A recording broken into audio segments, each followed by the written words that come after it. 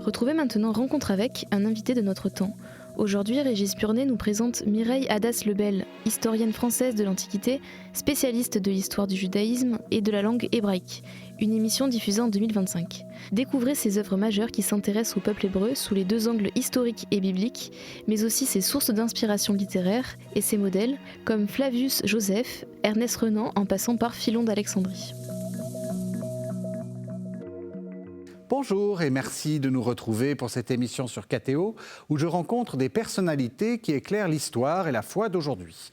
Cette semaine, j'ai l'honneur de recevoir l'une des plus grandes spécialistes françaises du judaïsme antique, professeure émérite à la Sorbonne. Elle a passé sa carrière à exhumer les mondes de la Judée face à Rome, signant des ouvrages de référence sur Hérode, le Messie ou encore les trois guerres qui ont structuré le 1er et le 2e siècle. Son travail, marqué par une grande exigence scientifique et philologique, est essentiel pour corriger les idées reçues sur des figures comme les pharisiens, le messianisme ou la naissance des deux religions qui tirent leur origine du judaïsme du Second Temple, le christianisme et le judaïsme contemporain. C'est donc avec une grande joie que je vous accueille, Mireille Hadas-Lebel. Bonjour. Bonjour. Mireille Hadas-Lebel, vous êtes historienne, vous êtes professeure émérite à la Sorbonne et vous avez écrit donc de nombreux ouvrages sur ce judaïsme du Second Temple dont on va parler. Alors peut-être, première question, qu'est-ce qui vous a conduit vers ces intérêts ? Quelle est votre origine ? Quelles sont vos origines ? Quelle est votre famille ? Et est-ce que vous avez voulu toujours être historienne du judaïsme ? Écoutez, je suis née en Tunisie, d'une famille qui était française déjà, à l'époque où je suis née, il y a bien longtemps. Et mon grand-père avait fait la guerre de 14, donc ma mère était institutrice, et mon père, qui était fonctionnaire, un petit fonctionnaire au ministère des Finances, avait la passion de la grammaire. Et voyant que j'aimais les langues, il m'a appris l'hébreu dès l'âge de 8 ans. Donc je savais, c'était une connaissance un peu superficielle, mais j'avais quelques notions d'hébreu. Déjà, dans mon enfance, ce qui est rarissime, je veux dire, même exceptionnel, unique peut-être, dans un pays comme la Tunisie. Et lorsque je suis arrivée en Cagne, j'ai préparé donc Normal Sup. Quand j'ai eu le concours, eh bien, je me suis inscrite, parce que tout le monde faisait autre chose en plus de sa spécialité. Moi, c'était français, latin, grec. Et je me préparais à une agrégation de grammaire. Et en même temps, je me suis inscrite au Langzo en hébreu pour faire fructifier le peu que je savais de l'hébreu. Donc voilà, cette double cursus, à la fois helléniste surtout et hébraïsante, m'a amenée par la suite à écrire des livres sur cette période où je pensais que ces connaissances pouvaient être intéressantes, mises ensemble. Alors, donc à Normal Sup, au Langzo, vous avez rencontré qui ? Est-ce qu'il y avait des maîtres ? Est-ce que vous avez eu des gens qui vous ont particulièrement impressionné ? Eh bien, à la Sorbonne, j'ai beaucoup travaillé avec Madame Arles, qui venait d'arriver en Sorbonne à l'époque et qui enseignait le christianisme des origines. Et puis, au Langzo, j'avais eu comme professeur M. Sierra, qui n'était pas encore grand rabbin. Et au bout de quelques années, il a pensé à moi pour un poste de maître assistant, comme on disait à l'époque, ce qui pour moi était un cadeau du ciel, parce que on envoyait beaucoup les petites agrégées en province faire de longs trajets. Et cette fois, je me retrouvais à Paris, j'avais déjà une famille, et donc la vie était vraiment simplifiée pour moi. En même temps, je me suis passionnée pour l'histoire de la langue hébraïque, qui est vraiment fascinante, à laquelle j'ai consacré 2 livres. Oui.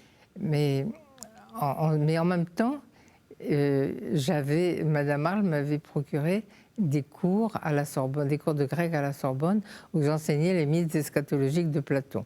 Bon, ça n'a pas duré très très longtemps.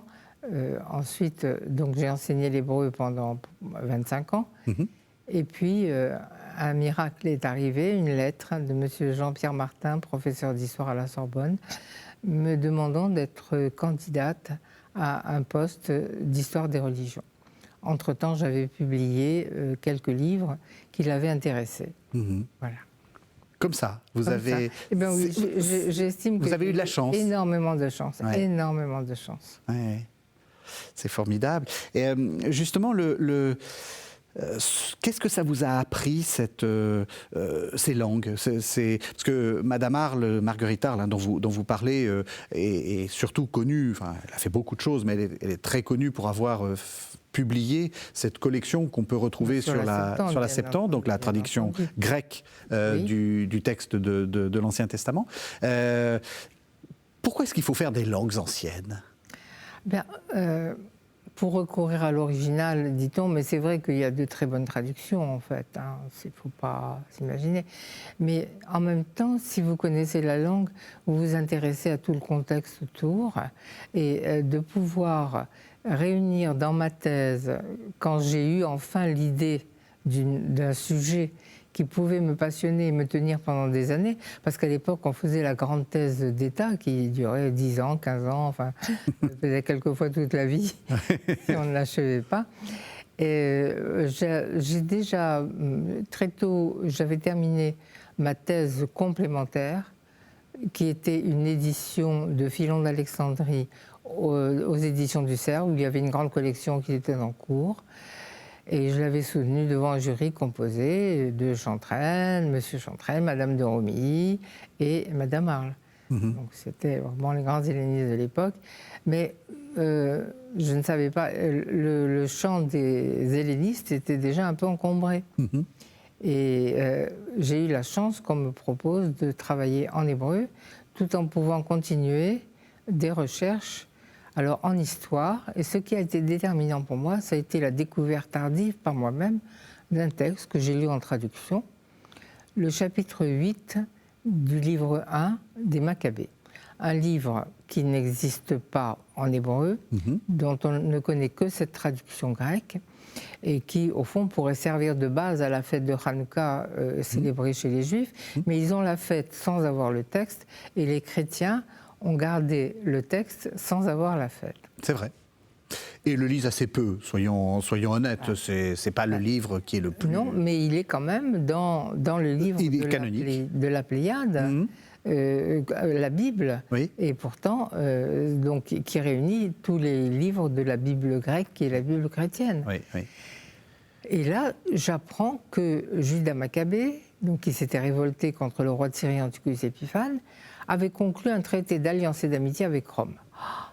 Comment est-ce possible? Comment est-ce possible?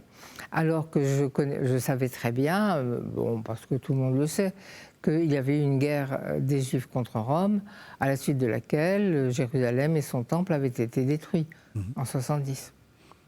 Alors, bon, je me suis mise à essayer de comprendre comment on avait pu en arriver là.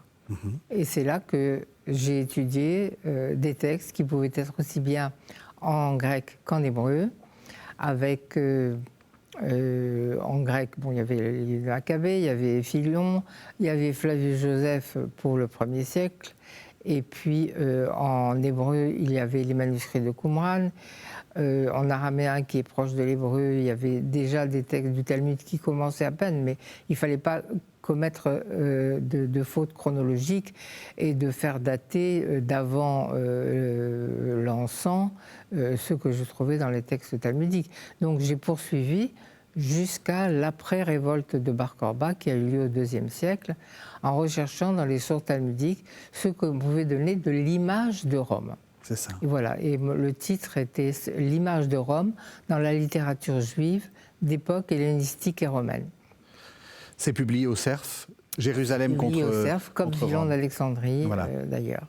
Voilà. Alors, vous démontrez quoi, finalement? Qu'est-ce que vous avez trouvé? Eh bien, d'abord, j'ai démontré comment les Juifs avaient perdu leur indépendance au fil du temps par des révoltes successives. Et donc, j'en ai été amenée à m'intéresser plus spécialement à l'historien Flavius Joseph, qui a une biographie absolument fascinante. Alors racontez-nous ça. Ça a été un sous-produit de ma thèse. Oui, oui. Flavius Joseph, en fait, m'a donné le goût d'écrire. Écoutez, on pourrait avoir un maître un peu moins important, hein, quand même, c'est bien. Entre-temps, j'avais fait la connaissance de Valentin Nikiprowski, qui était celui qui a démêlé les chevaux compliqués de Philon d'Alexandrie, en faisant comprendre que Philon d'Alexandrie n'était pas un philosophe en soi, c'était avant tout un exégète. Et donc, c'était très éclairant pour moi. Il est mort prématurément, malheureusement. Et puis, il y a eu aussi M. André Cacot, professeur au Collège de France, avec qui j'avais des discussions très fréquentes. En fait, je n'ai pas eu de professeur pour la période. Et en n'ayant pas de professeur pour la période, mais en ayant des conversations, je me suis aperçue que l'enseignement de toute cette période manquait considérablement. Parce que si vous faites du grec et du latin, vous étudiez les guerres puniques, par exemple. Alors, les guerres puniques, c'est un gros morceau de l'histoire romaine. Ou bien vous avez la guerre des Gaules après. Mais finalement, un historien de Rome peut ne rien savoir de la Judée à cette époque et de la guerre qui s'est déclenchée en l'an 66 de l'ère courante et qui s'est terminée avec la prise de Masada en 73. Mais entre-temps, il y avait eu aussi la destruction du temple unique, du Dieu unique pour les Juifs, qui était le temple de Jérusalem. Et ça a eu des conséquences considérables sur le judaïsme et sur le christianisme qui est né précisément à cette période-là. Donc si on ne lit pas Flavius Joseph, on ne sait rien de la période, parce que les historiens latins en ont très peu parlé, très mal parlé, quelques lignes à peine. Écoutez, si vous lisez Suétone, qu'est-ce qu'il vous raconte? Que Titus a lancé 12 flèches qui ont toutes atteint leur but et qu'il a pris Jérusalem le jour anniversaire de la naissance de sa fille. Vous voyez comme c'est anecdotique. Non, mais enfin, c'est pas de l'histoire sérieuse, quoi. Et quant à Tacite, il est sous le coup de la guerre encore récente et il dit des choses pas complètement fausses sur le judaïsme et sur le christianisme d'ailleurs, accusé globalement de haine contre le genre humain. Alors voilà. Donc oui, vous êtes en fait une des promotrices de cette histoire, de ce qu'on appelle du judaïsme du Second Temple, le judaïsme de l'époque de Jésus, mais étudié pour lui-même, parce que les chrétiens les exégètes chrétiens l'ont beaucoup étudié, mais du point de vue, j'allais dire du point de vue chrétien, et en se basant sur les textes chrétiens. Mais vous faites paraître en 89, mais c'est encore disponible, c'est chez Fayard, un Flavius Joseph, le Juif de Rome. Pourquoi il est extraordinaire, Flavius Joseph, en plus d'être le seul? Parce que il y était pour rien. Pourquoi? Non, parce qu'il a un destin extraordinaire. Oui. Alors, on peut le trouver sympathique ou pas, hein, parce que, il s'est impliqué dans la guerre et il s'en est sorti dans des circonstances exceptionnelles, après s'être rendu aux Romains. Je ne sais pas s'il faut que je raconte toute l'histoire en détail, parce que... elle est longue. Elle est longue et j'aime beaucoup la raconter, mais ça n'est peut-être pas le lieu ici, parce que ça a été passionnant. Il dit qu'il a prédit l'Empire à Vespasien et il était prisonnier, effectivement, quand 2 ans plus tard, ça s'est vérifié, eh bien, il est devenu l'interprète des Romains auprès des Juifs, leur demandant de se rendre. Il a assisté à la prise de Jérusalem, il a assisté au triomphe des Romains de Vespasien et de ses fils à Rome. Enfin, c'est un témoin exceptionnel.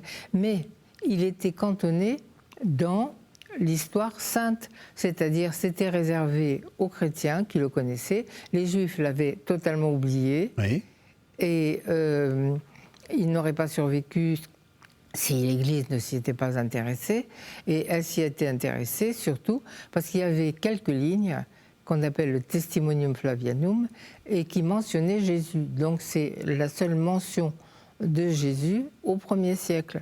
C'est vers ce temps-là qu'apparut Jésus, homme sage, si on peut l'appeler un homme. C'était un faiseur de miracles et il attira à lui, etc. Alors, on doit... pourtant, Flavius Joseph n'était pas chrétien et ne l'a jamais été, mais il décrit ce phénomène dans un passage qui quelquefois a été contesté. On a dit qu'il n'était pas authentique, mais enfin, je pense qu'il est majoritairement authentique. Il a peut-être subi quelques petites retouches. Bon. Mais ça ne suffit pas pour croire qu'il était déjà chrétien, parce qu'il dit « et le groupe appelé depuis celui des chrétiens n'a pas encore disparu ». C'est-à-dire pour lui, ça lui paraît un phénomène éphémère, comme tant d'autres qui avaient qui signalent lui-même au 1er siècle. Justement, Flavius nous apprend quelque chose de fascinant, c'est que ce qu'on appelle les guerres juives, c'est aussi des guerres civiles, c'est des combats entre différentes factions du judaïsme, et surtout, c'est la pluralité et l'extraordinaire vigueur de ce judaïsme du 1er siècle. Lui-même a éprouvé la pluralité, puisqu'il nous dit, parce qu'il a écrit une autobiographie, qui est incomplète, mais enfin, il nous dit qu'étant jeune, il était très doué, bien sûr, à 13 ans il éblouissait tout le monde, mais comme tout le monde. Il a voulu se faire une idée de tous les courants qui traversaient le judaïsme à l'époque. Et il nous les signale, et il est le seul à nous les signaler, si on compare aussi avec les évangiles qui nous parlent un peu des Sadducéens, mais les évangiles ne nous parlent pas du tout des Esséniens. Or, qui nous parle des Esséniens ? Il y a Joseph, mais avant lui, Philon d'Alexandrie, qui ne nous parle que des Esséniens, qui ne nous parle pas des autres. Et les autres, ce sont les Sadducéens, les pharisiens, les Esséniens, et Joseph en ajoute d'autres encore, des petits groupes, y compris les baptistes de Jean-Baptiste. Alors ça fait une variété incroyable. Et ça se reflète sur le plan politique, ça se reflète sur les relations avec les Romains, ça se reflète sur l'héritage d'Hérode, parce que Hérode est un roi qui a été mis en place par Rome et que les Juifs haïssent absolument.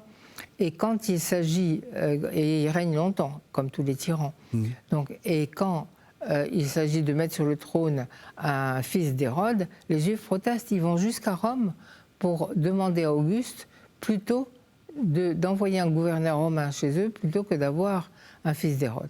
Alors vous imaginez, c'est ce qui se produit. Mais malheureusement, d'abord, tout le monde n'était pas d'accord. On s'aperçoit qu'on s'est maintenant assujetti à une puissance étrangère et païenne de surcroît, et on trouve que ce n'est pas normal. Et donc c'est ça qui va créer tous les bouleversements du 1er siècle. Oui, parce que pour reprendre la question que vous vous posiez lors de votre thèse, effectivement le souverain maccabée, ou le révolté maccabée qui se révolte contre les Grecs se croit malin de faire une alliance contre les Romains, mais en fait il fait rentrer le loup dans la bergerie. Exactement, il a fait rentrer le loup dans la bergerie parce que au début les Romains étaient une puissance lointaine, mais ils progressaient en Méditerranée orientale.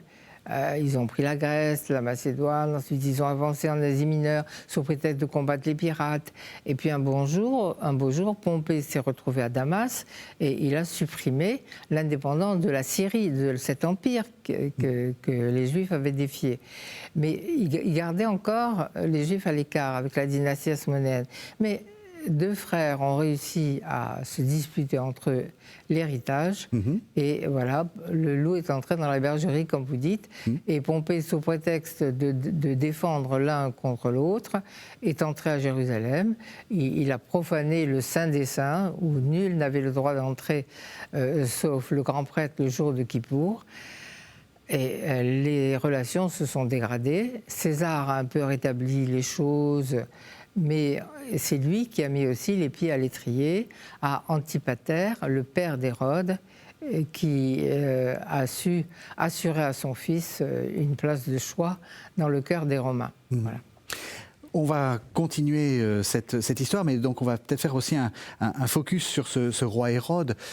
Il est si méchant que ça ou pas? Comment vous le voyez, vous? Parce que du côté chrétien, on n'a pas une énorme... Il est aussi méchant que tous les rois de l'époque, et que Cléopâtre, par exemple, qui est une horreur. qui a fait assassiner ses frères, sa sœur, enfin bon, pour avoir le pouvoir. Mais le massacre des innocents, alors, essayons d'imaginer l'époque. Ça veut dire, à l'époque, il n'y a que des juifs. À Bethléem, il aurait assassiné combien d'enfants? Ce qu'on appelait une ville à l'époque, ce n'était pas plus de 10 000 personnes. Combien y aurait-il d'enfants susceptibles? Donc ce n'est pas ce qu'on voit dans les tableaux de Poussin, par exemple. Poussin, voilà, avec des soldats qui entrent dans chaque famille, qui prennent les enfants, qui les tuent, etc. Non, enfin, en fait... Et Flavius Joseph n'en parle absolument pas. C'est pas qu'il veut le cacher, parce que si on avait massacré des juifs, des enfants juifs, il l'aurait dit. Il aurait été indigné. Il dit pas du bien d'Hérode. Donc, on pense maintenant que c'est une sorte de... D'abord, ça n'apparaît que dans un évangile. Matthieu, oui. Ensuite, que c'est une reprise du pharaon qui tue les premiers-nés d'Égypte. Oui. Là, c'est marquer la cruauté du tyran. Qu'est-ce qu'il y a de pire que de montrer qu'il tue des enfants, n'est-ce pas? Alors, donc, ceci mis à part, Hérode a tué ses propres enfants. Des enfants qu'il avait d'une princesse hasmonéenne, alors que lui n'était pas jugé légitime par le peuple. Il pensait asseoir sa légitimité avec ses deux fils qui s'appelaient Alexandre et Aristobule. Vous voyez le degré d'hellénisation déjà. Oui, c'est des noms grecs. Hein. Bah, bien sûr, ce sont des noms grecs. Et comme on les avait calomniés à la cour, et il pensait qu'il était devenu totalement, nous dirions, paranoïaque de nos jours. Il les a fait tuer. Auguste, qui était son protecteur, a eu du mal à comprendre. Mais il voyait bien qu'il devenait de plus en plus fou à mesure qu'il avançait en âge. Est-ce qu'il a servi quand même peut-être de protection, enfin, vous voyez, pour justement contre ces fameux Romains? Il a maintenu une apparence d'indépendance, parce que c'était un roi client de Rome. Il était là par la volonté de Rome. D'ailleurs, il était allé à Rome se faire couronner. Ce n'était pas en Judée qu'il avait été. Mais ça a donné l'illusion d'une indépendance pendant quelque temps. Voilà. On trouve ça donc dans votre livre Hérode, c'est aux éditions Fayard. Alors, on continue un petit peu. Vous dites les rapports entre Rome et les Juifs se dégradent. Qu'est-ce qui se passe? Quels sont les principaux problèmes? Est-ce que ce sont les divisions religieuses qui expliquent ça? Alors, c'est des divisions religieuses à l'intérieur du judaïsme même. Parce que Flavius Joseph nous cite trois courants, 3 écoles de pensée, et puis il nous dit, mais il y en a encore une 4e. Cette 4e, elle était plus ou moins comme les pharisiens sur les plans de l'exégèse, etc., mais ils étaient animés d'un sentiment national, et ils ont semé les germes des mots qui sévirent plus tard.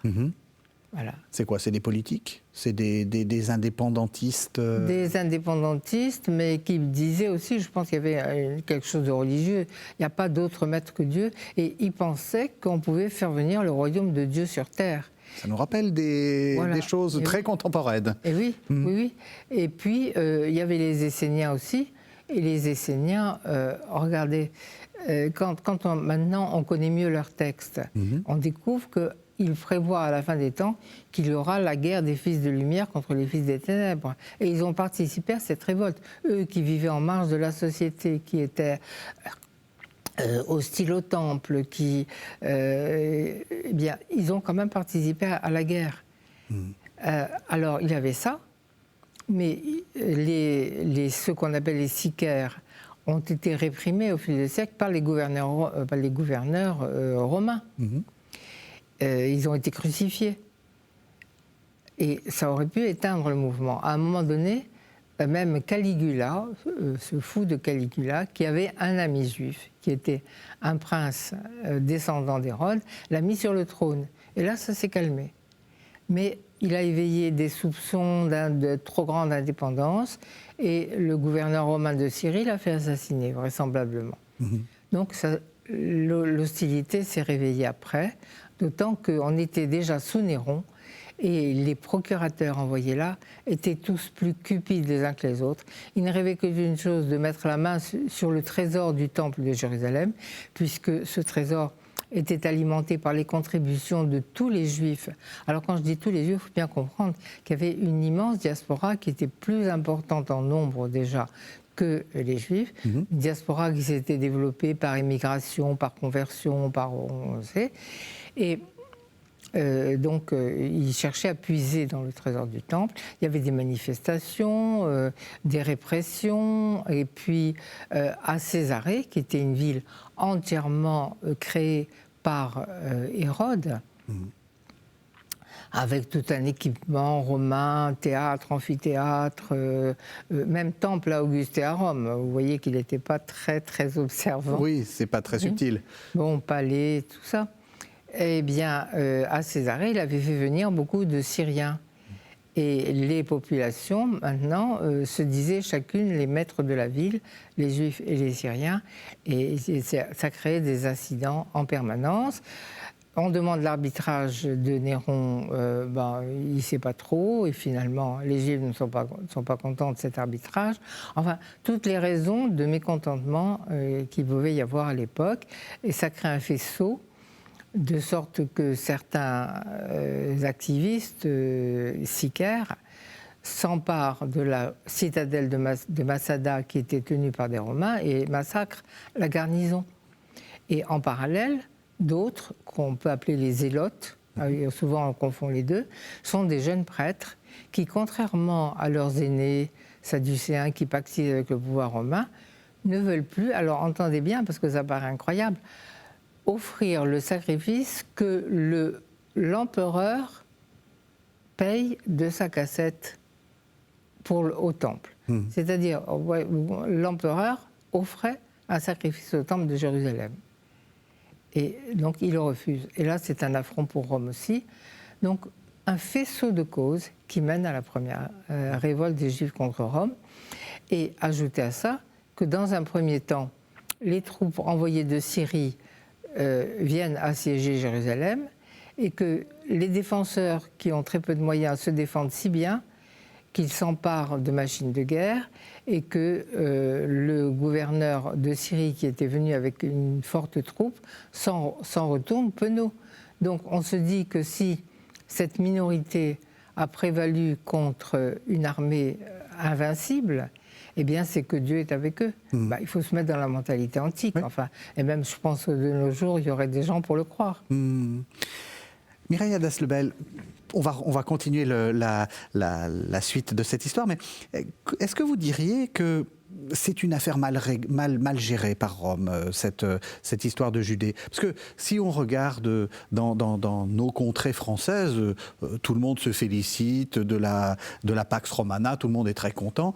Pourquoi là il y a un problème? Est-ce que c'est parce que ça a été mal géré ou parce que... D'abord, il y a eu des révoltes, mais qui étaient surtout des révoltes fiscales. Il y en a eu en Bretagne, c'est-à-dire en Grande-Bretagne avec Boudica. Il y en a eu dans le nord de la Gaule avec Civilis. Je veux dire, c'est pas unique. Tout le monde n'était pas si content, en fait. Tout le monde n'était pas si content. Mais en Orient, on avait l'habitude de voir défiler les empires. En Orient, on avait vu les conquêtes d'Alexandre, on était à moitié hellénisé, on ne savait plus trop. Rome favorisait l'hellénisme. Vous savez que les Romains cultivaient, parlaient le grec, écrivaient en grec. Donc, ils se sentaient à l'aise. Et en Égypte, en Syrie, finalement, ils avaient suivi Rome. Alors c'était le petit point dans cette région du monde, c'était le seul point qui résistait.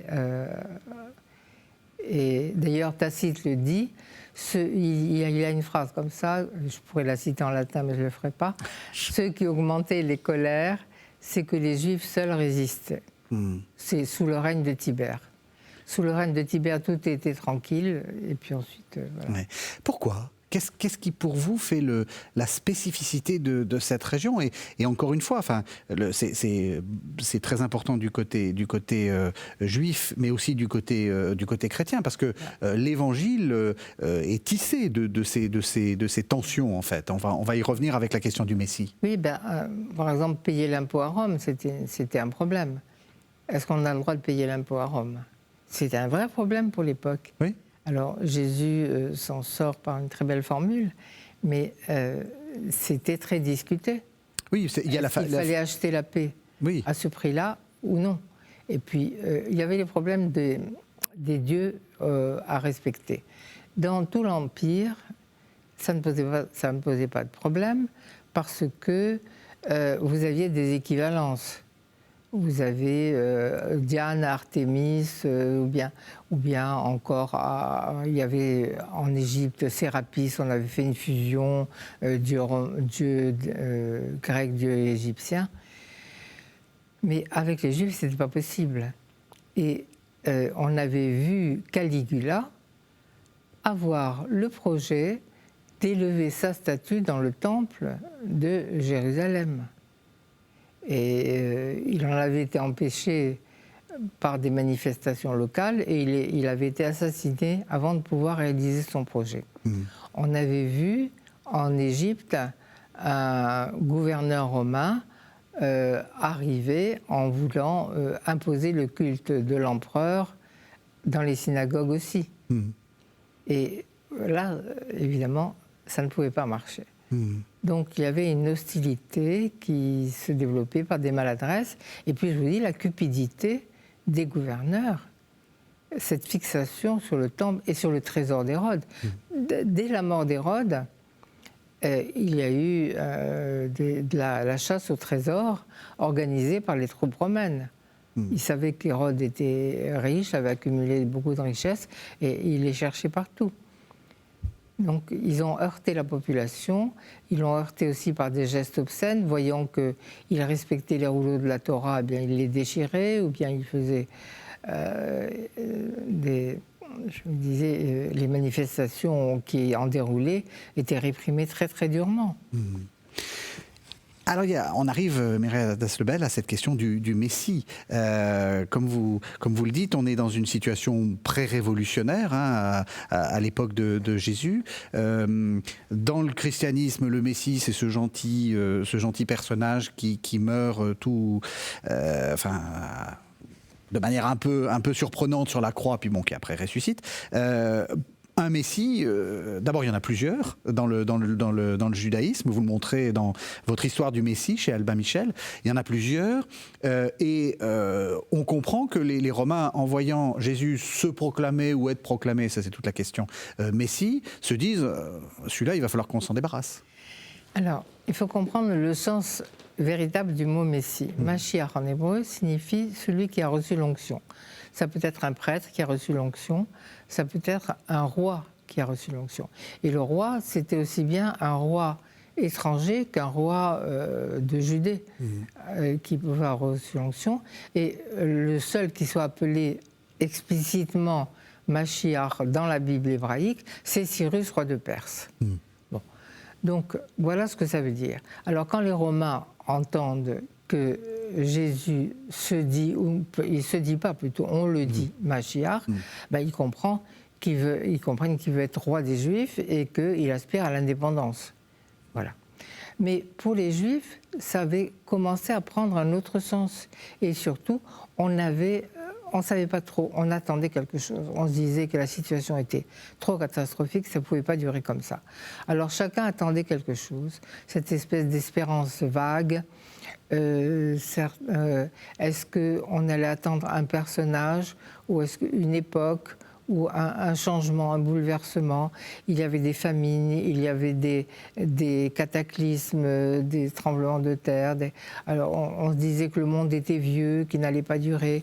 Et une guerre, s'il y avait une guerre, c'était, pour les uns, ça pouvait être une catastrophe, mais pour d'autres, ils y cherchaient encore une raison de croire. C'est la guerre de Gog et Magog dont il est question dans Ézéchiel. D'ailleurs, c'est très mystérieux, cette guerre de Gog et Magog. Et pour eux, ça annonçait la fin des temps. Donc, on se croyait vraiment à la fin des temps. Et les textes esséniens prouvent, plus que les autres encore, qu'on se croyait à la fin des temps. Parce que, je dis plus que les autres, parce que on a perdu aussi beaucoup de la littérature hébraïque.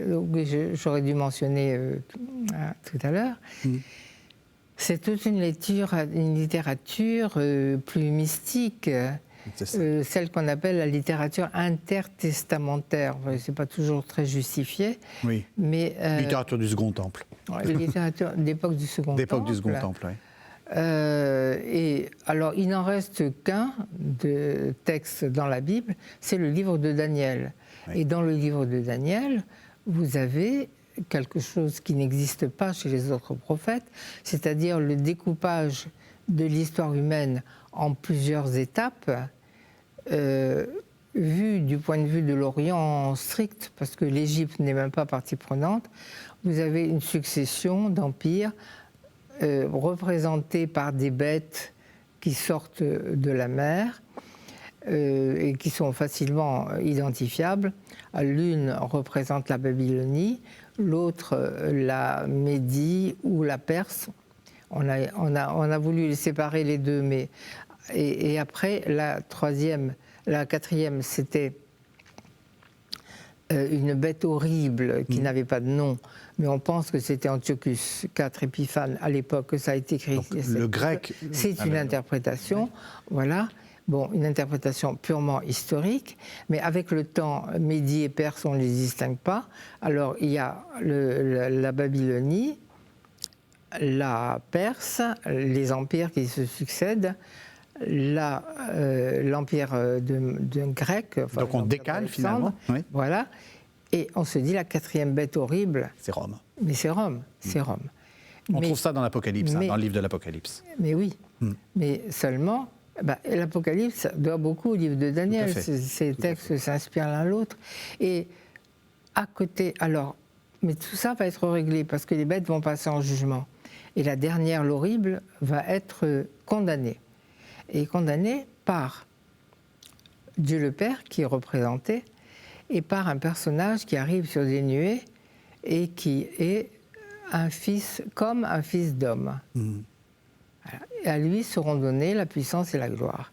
Alors, est-ce que c'était une annonce de victoire à l'époque, ou est-ce que c'est un personnage qui surnaturel et là, ce personnage travaille les esprits. On l'attend. Alors, il y a le Fils d'homme. Mais encore faut-il avoir accès à la littérature. Le peuple, lui, qu'est-ce qu'il veut? Le peuple veut enfin un roi différent d'Hérode. Un roi fils de David, parce que David est complètement idéalisé. Enfin, si on lit sa biographie, il n'est pas si merveilleux que ça. Non, avec Bethsabée, il n'a pas très bien agi. Hein. Voilà. Mais donc, un fils de David, c'était un descendant de David, un descendant de la dynastie légitime, mais qui serait pieux, qui serait juste, qui serait... Et ça, on le voit dans certains textes qu'on appelle les psaumes de Salomon. Alors, toute cette littérature nous renseigne sur l'effervescence mystique qui a pu exister à cette époque. Et lorsque le peuple, alors vous avez le Fils d'homme, vous avez le roi, mais lorsque le peuple voit Jésus dans la foule et qu'il fait des miracles, ils disent c'est un prophète, parce que Élisée avait fait des miracles aussi. Donc tout ça se rejoint dans cette attente, et il y en a peut-être qui attendent simplement un autre univers, une Jérusalem céleste, quelque chose d'autre. Surtout, après la disparition de la Jérusalem terrestre, on se dit c'est pas possible que Jérusalem ait pu disparaître à jamais. Il y en a une qui est prévue de toute éternité au ciel et qui va redescendre sur la terre. Donc vous voyez, tout ça se mélange. En fait, si vous interrogez les gens, je suis sûre qu'ils ne savaient pas très bien ce qu'ils attendaient, mais on attendait. Voilà. Ça nous dit à quel point Jésus est absolument inscrit dans le judaïsme. Enfin, j'ai coutume dans cette émission de dire que le christianisme, c'est un judaïsme messianique. Oui. Plus je lis les évangiles, plus j'en suis persuadée. C'est ça.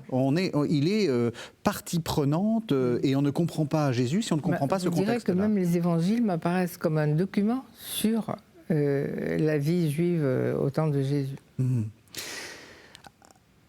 On a repris, enfin on a fait ce détour par le Messie, qui n'en est pas un évidemment, et puis on arrive vers la fin de cette histoire. Vous avez dit ça se termine en 70.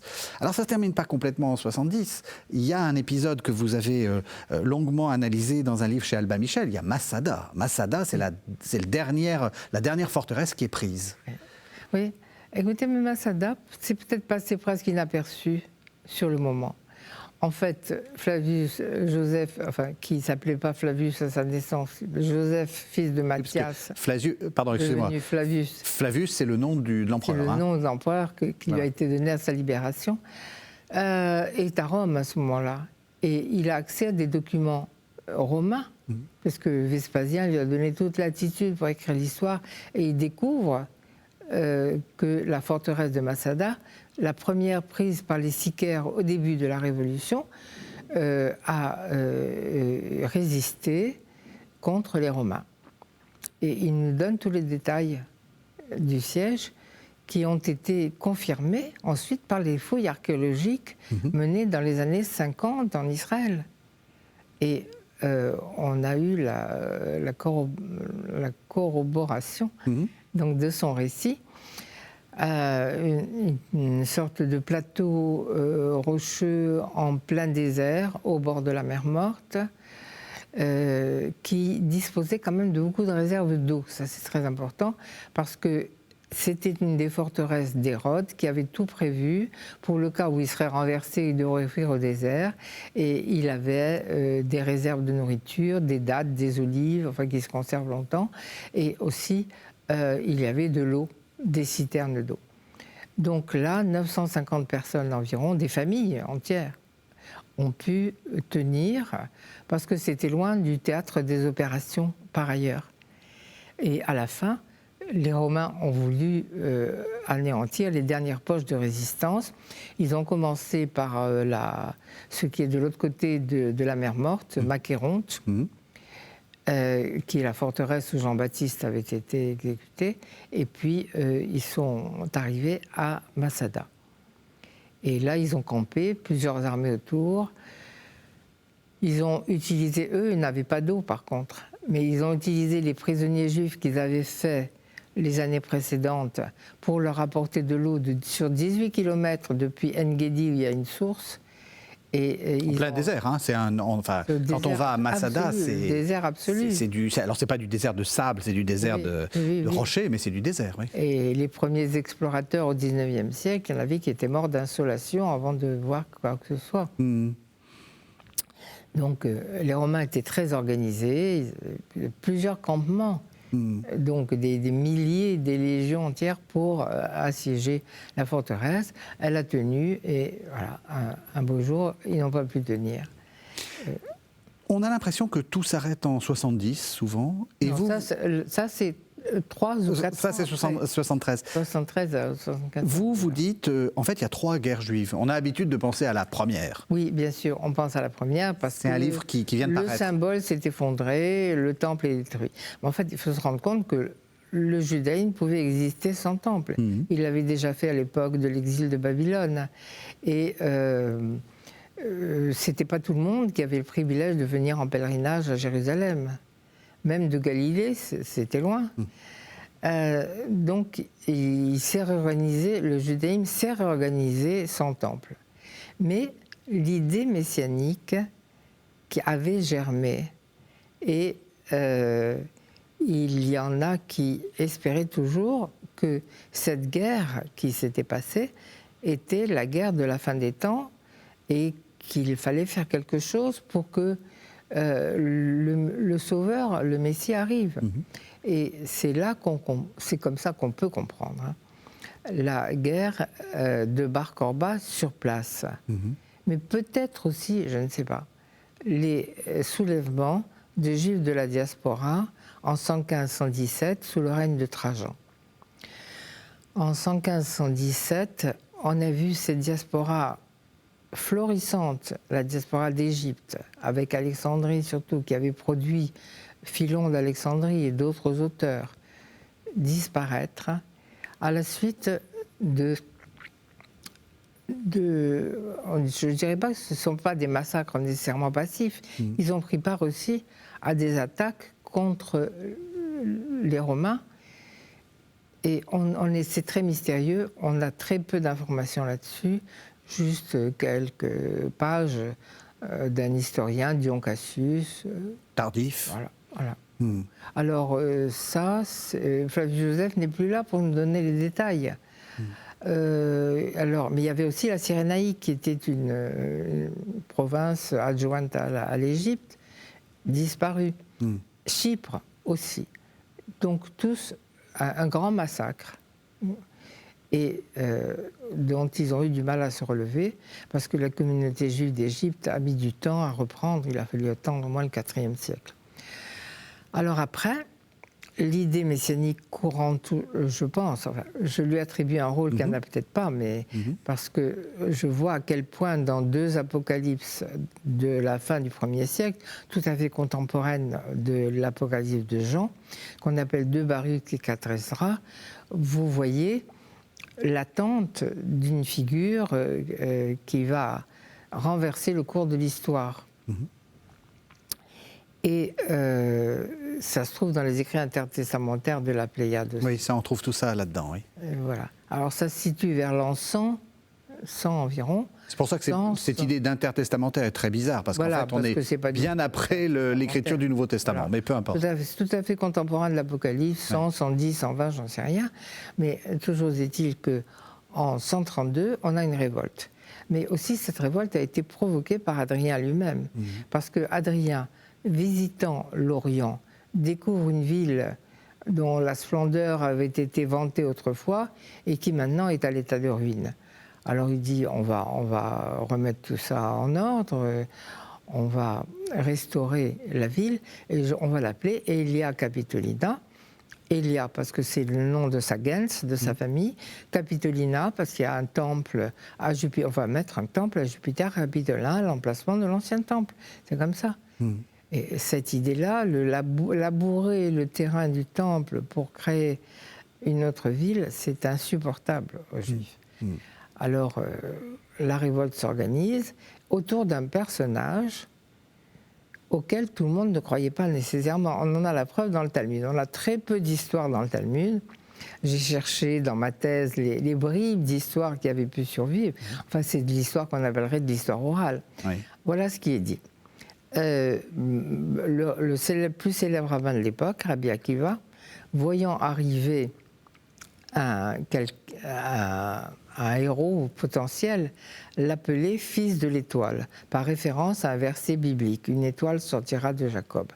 Que les chrétiens connaissent bien, puisqu'on l'a aussi appliqué au Messie Jésus. C'est interprété comme le Messie. Oui. Donc il l'appelait Bar Korba. En araméen, ça veut dire fils de l'étoile. Oui. Et ses collègues lui répondaient, Akiba, l'herbe aura depuis longtemps poussé entre tes mâchoires que le fils de David ne sera pas encore venu. Bon.